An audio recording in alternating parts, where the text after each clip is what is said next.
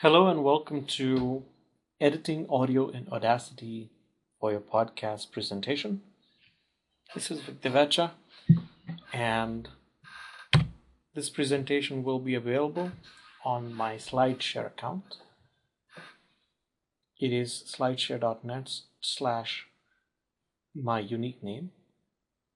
Today what we're going to do is what happens after you finish recording all your audio files. And after you have collected the music that you want to use for your podcast and such, how do you put them all together? How it all comes together nicely in Audacity? What are the things to take care of, and so on? First, it is advisable to get all your ducks lined up. If you're well organized in your media, you will spend less time searching for stuff. Never delete anything. If you'd like, you can create a trash folder and keep stuff in the trash folder that you no longer need or might confuse you. But it is always advisable never to delete anything until your project is done and delivered. So here's an example of how I organize my project, the script and such. This was a small interview we did for a testimonials video.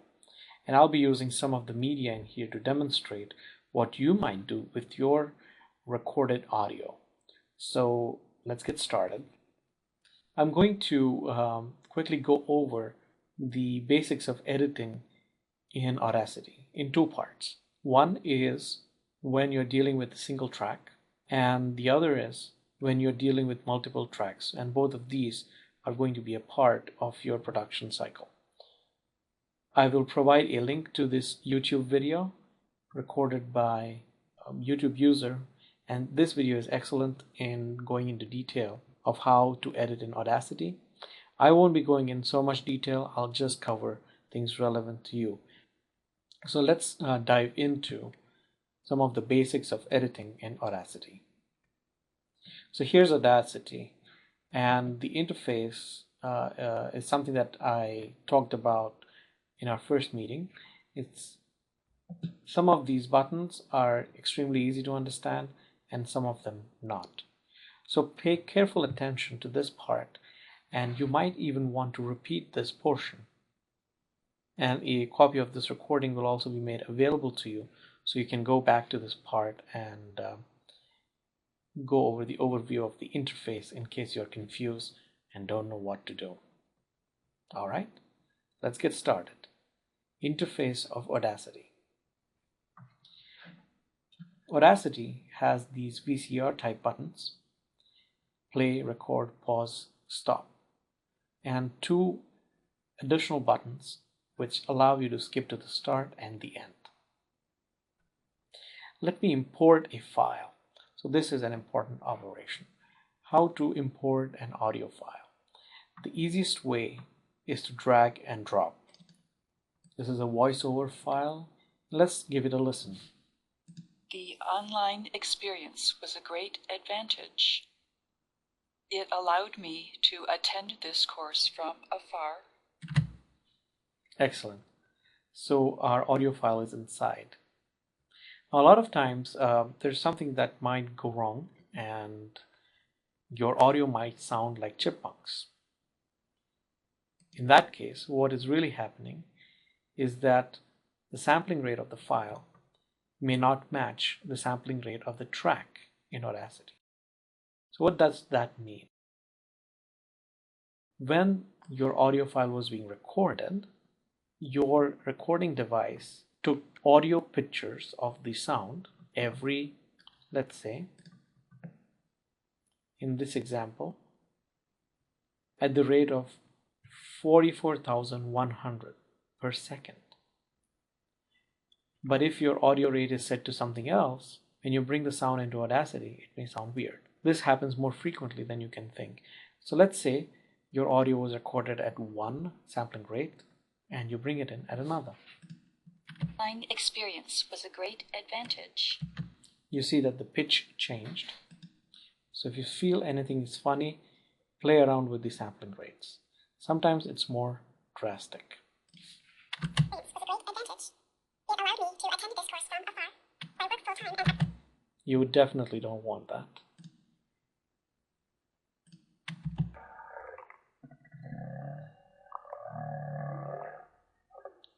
And you don't want that either.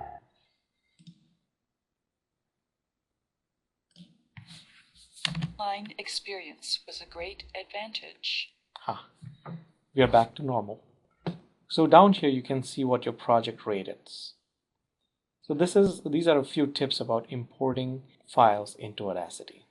Let's move on to the rest of the interface.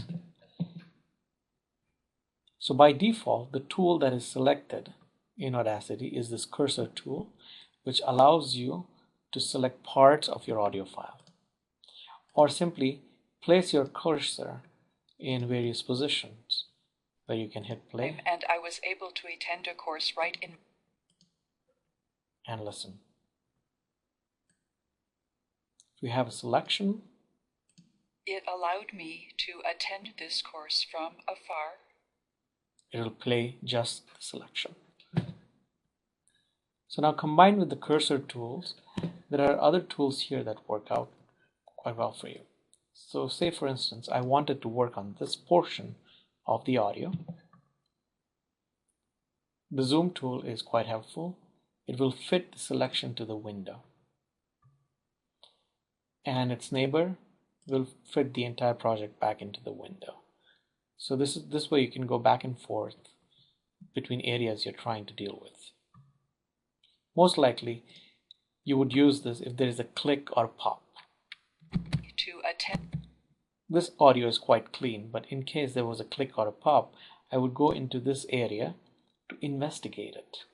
Click zoom, fit selection to window.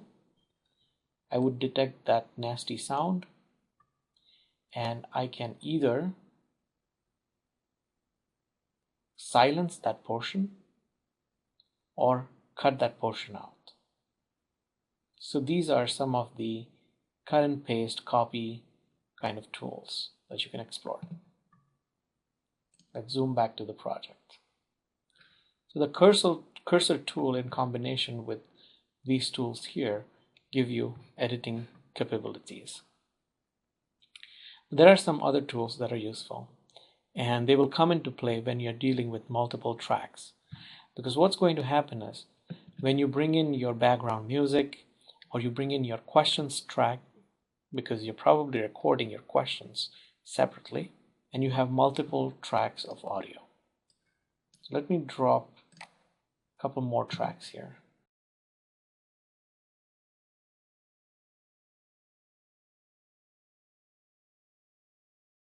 Let's bring this one in. Attend this course from afar. So this was a telephone interview. So the next concept I'm going to demonstrate is how to make sure your audio sounds all uniform. Now, as you can see, the second track that I just imported, let's assume this is your subject of the interview, and let's assume this is you saying your questions. It might be easier for you to name your tracks appropriately, so there's no confusion.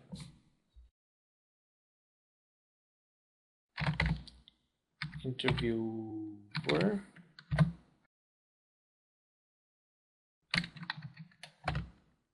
interviewee.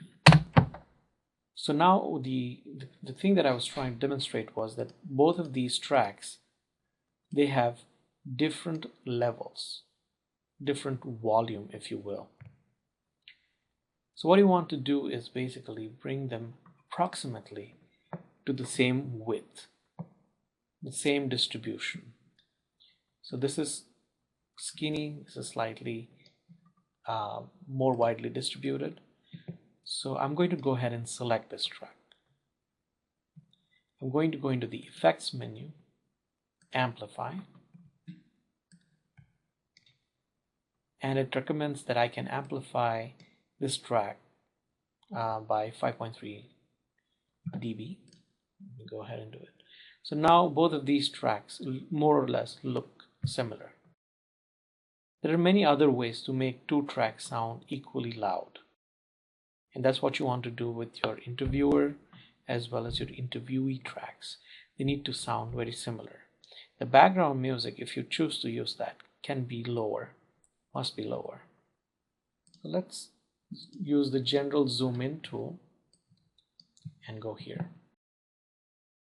Let's say this was your question and this portion was the answer. All right. And then this is your next question, and then this is the next answer. So how do we line up these portions? Let's see.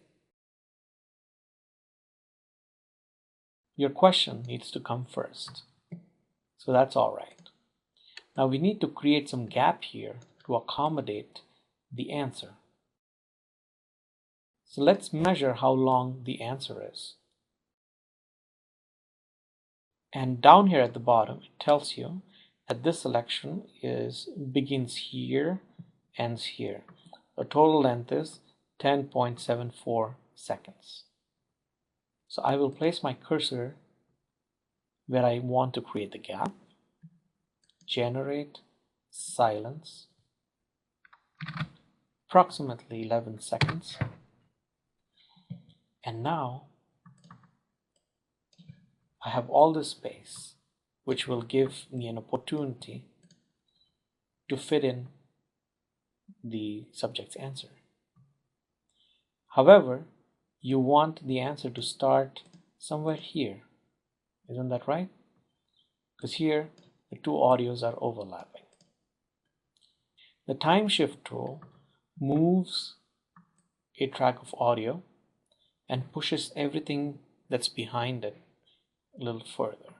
Let's zoom out and see how this time shift tool works. Pretty easy and straightforward to understand.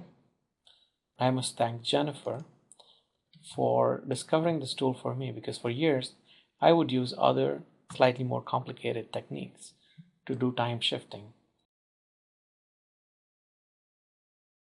So here I have adjusted the answer to begin right when the question finishes. And by trial and error method, you can determine, I just zoomed in a little bit, what amount of gap here sounds best. So you really have to listen to it and then adjust the gap. And in order to adjust the gap, what I'm doing here is I'm selecting both the tracks simultaneously. And then I press delete on my keyboard or use the cut tool, bringing them together. So now we'll repeat the process we did on the questions track on the answers track. So here your next question is about 4 seconds long. So we want a 4 seconds and maybe slightly more gap here. To generate about 5 seconds of silence. Here the time shift tool may not work because you're not moving the whole question track. You just want to move the question track downstream from here. So in this case, it's better to select a portion of the upper track, cut and delete it. Now we have lined up so that as soon as the second question ends, the first answer ends, your second question starts up. Now you might want to increase this gap and put a little bit of music in here. Quick fade in and fade out. So this is the logic of question, answer, question. I hope this part is clear. The next thing I'd like to demonstrate is how to put in music. So what we're going to do here is I'm going to insert about 5 seconds of blank space on both these tracks. I'm going to click here. Oops. This skip to the beginning generate silence for 5 seconds. Go here, go to the beginning, generate silence for 5 seconds. Make sure that you add silence to both tracks. So let me bring in some music.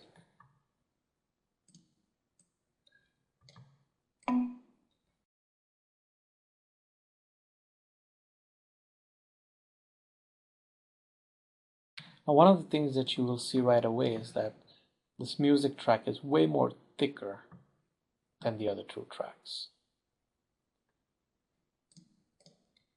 And what you want to do is you want to reduce the volume of the music track. Now, you don't know exactly how much you want to reduce. So the previous trick of using the amplify tool is not going to work so well. But fortunately, we have this gain slider here that allows us to change the volume of a track, the whole track. So let's take a listen first.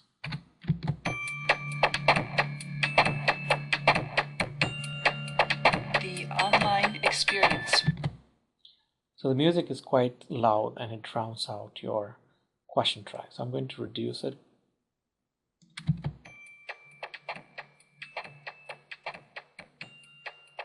The online experience was a great advantage. All right, Neha, we are on. Okay. So go ahead. My name is Neha Shah, and I had the opportunity to attend the biostat course.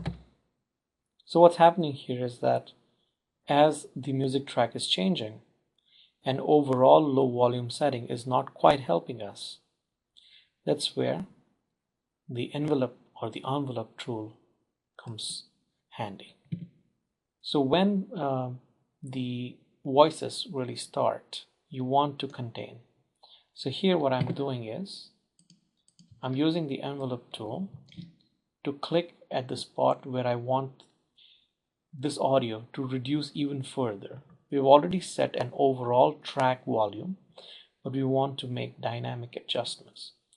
So by clicking, I added 2 keyframes to the track. And I'm going to squeeze the track. I can make the ramp longer or shorter.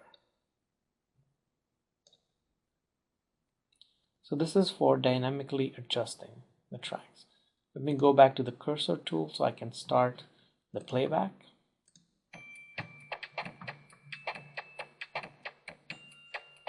The online experience was a great advantage. All right, Neha, we are on. Okay. So go ahead. My name is Neha Shah, and I had the opportunity to attend the biostat course during. It allowed. Now these 2 tracks are not really question and answer tracks, but I hope that it demonstrates how you edit these all together, how you bring it all together.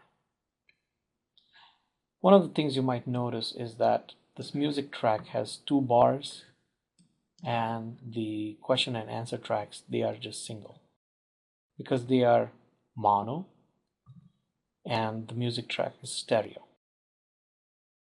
And this is nothing to worry about. Stereo just takes up extra space.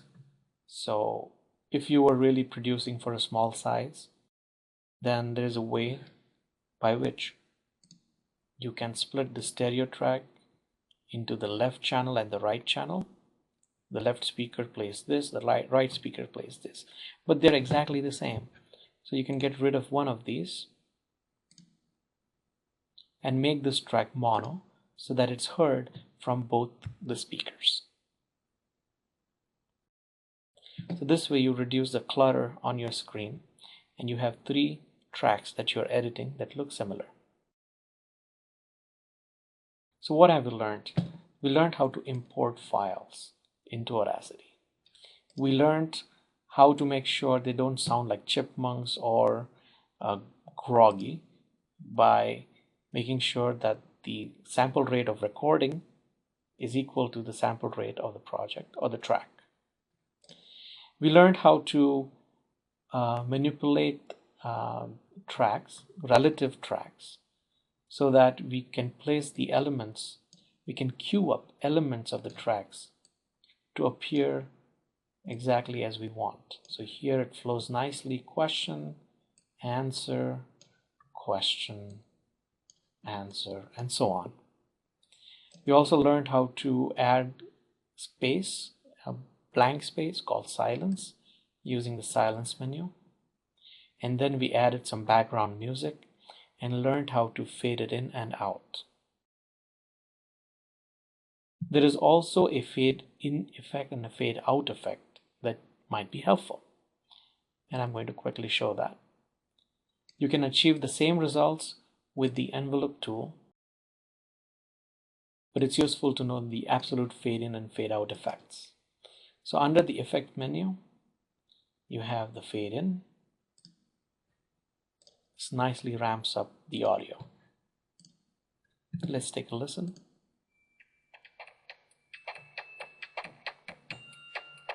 The online experience was a great advantage.